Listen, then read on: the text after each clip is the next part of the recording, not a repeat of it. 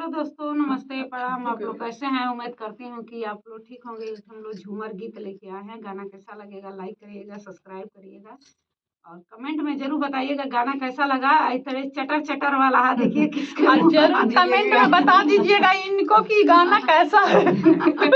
हाँ भाई, हम जान ली हमारे क्यों कि चटर चटर लगा। जलेबी में कितना रस रहा था, चटर चटर। राजा चटर चटर करेला जिलेबिया ना, राजा चटर चटर करेला जिलेबिया ना, राजा चटर चटर करेला जलेबिया ना। सास जी के चूड़िया, नाना जी के घड़िया, सास जी के चूड़िया, नाना जी के घड़िया, हे राजा हमारा के नींद कंगना, हे राजा हमारा के नींद कंगना।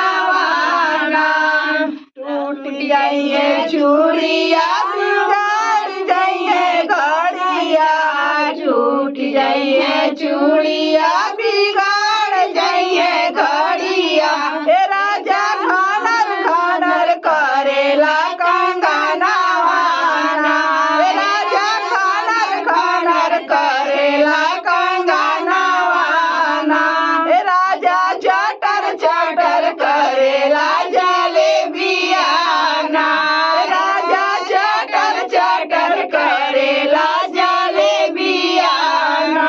सास जी के साड़िया, नाना जी के लहंगा, सास जी के साड़िया, नाना जी के लहंगा, हे राजा हमारा के नींद ओढ़निया ना, हे राजा हमारा के नींद ओढ़निया ना।